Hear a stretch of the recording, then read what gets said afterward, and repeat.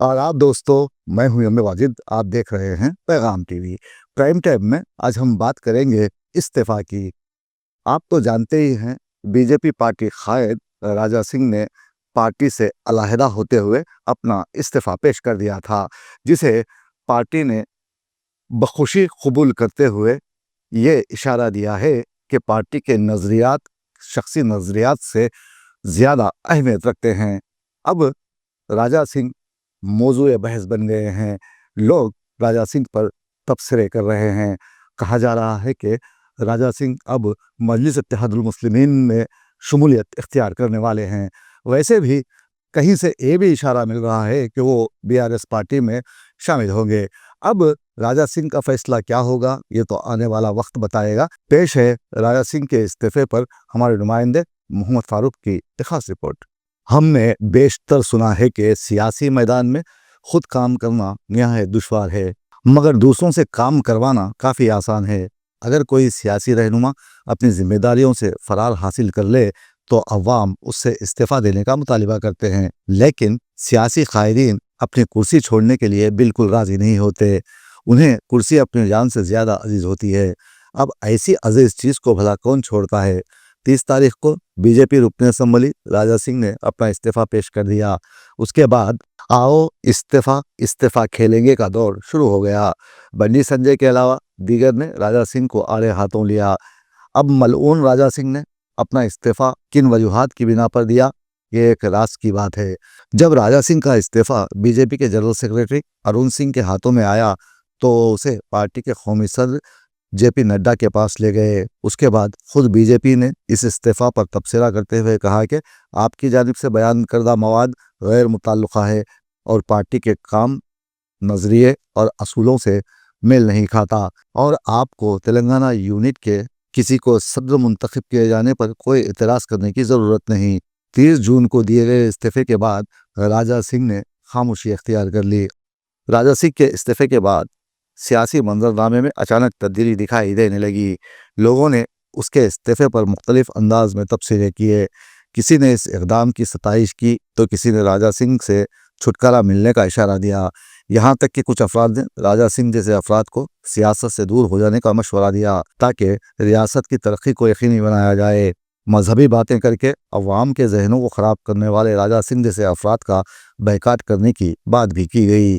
تاہم نڈا کی ہدایت پر راجا سنگھ کے استعفے کو فوری اثر کے ساتھ منظور کر لیے جانے کی خبر منظر عام پر آئی، اور اب یہ بات صاف ہو گئی ہے کہ راجا سنگھ کا بی جے پی کے ساتھ کوئی تعلق نہیں۔ ایسے میں حیدرآبادی عوام، خصوصاً سوشل میڈیا، اس کھوج میں نکل پڑا کہ اب گوشہ محل کا اگلا رکن اسمبلی کون ہوگا۔ اب کون ہوگا یہ تو آنے والا وقت ہی بتائے گا، لیکن بی جے پی ورکرز واضح طور پر یہ اشارہ دے رہے ہیں کہ یہاں سے بی جے پی نے مادھوی لتا کو MLA بنانے کا طے کر لیا ہے۔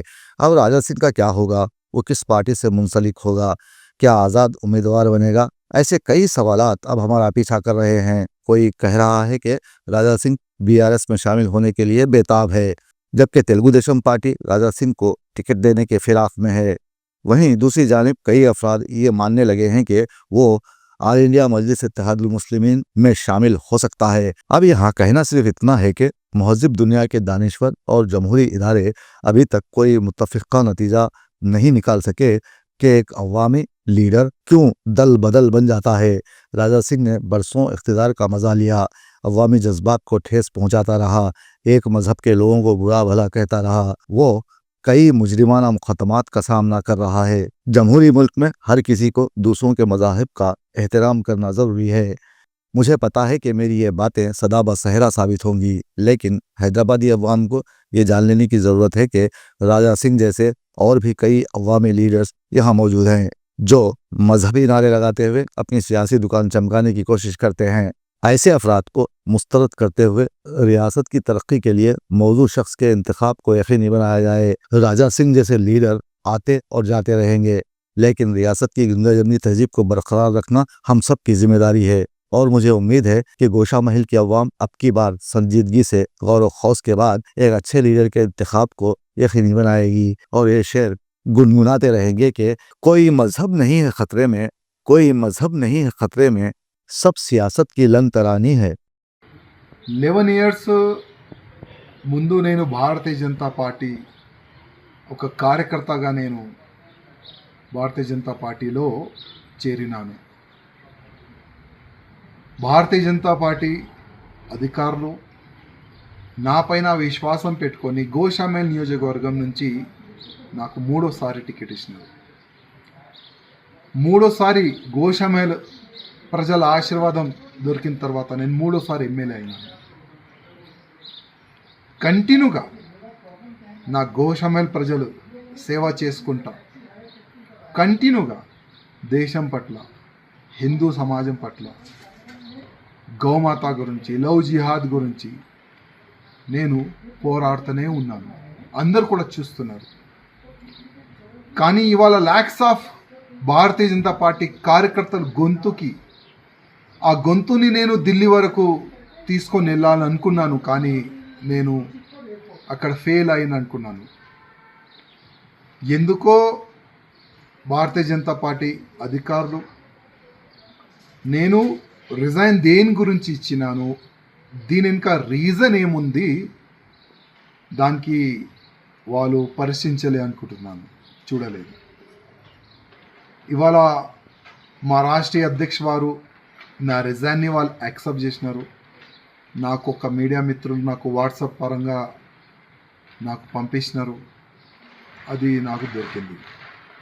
కానీ ఇవాళ నుంచి కంటిన్యూగా నా దేశానికి, నా భారతదేశానికి హిందూ రాష్ట్రంగా చేయాలని, గోమాతని రక్షించడానికి, లవ్ జిహాద్ కానీ అన్ని విధాలుగా ప్రతి ఒక్క హిందూ కార్యకర్తకి ఒక ఛత్రపతి శివాజీ మహారాజ్ లాగా తయారు చేయడానికి ఇప్పటి నుంచి నేను ఇంకా అగ్రెసివ్గా నేను పనిచేస్తానని ప్రతి ఒక్క హిందూ కార్యకర్తకి నేను హామీ ఇస్తున్నాను. ఏ కార్యకర్త కూడా భయపడవద్దు, ఏ కార్యకర్త కూడా బాధపడద్దు.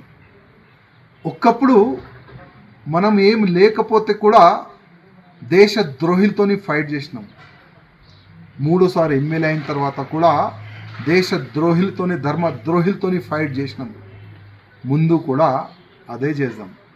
మీ అందరి ఆశీర్వాదం, మీ అందరు సహకారం నాకు ఉన్నది. గతంలో కూడా ఉండే, ఇప్పుడు కూడా ఉన్నది.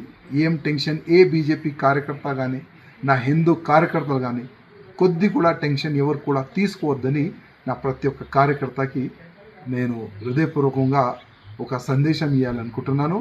ప్రతి ఒక్క బీజేపీ కార్యకర్త, గోషామేల్లో ఉన్న కార్యకర్తలకి నా హృదయపూర్వక ధన్యవాదాలు.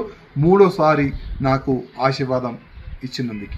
ताज़ा तरीन वीडियोस के लिए आप हमारे चैनल को सब्सक्राइब करें और देखते रहें पैगाम टीवी। पैगाम टीवी, आवाज़ आपकी।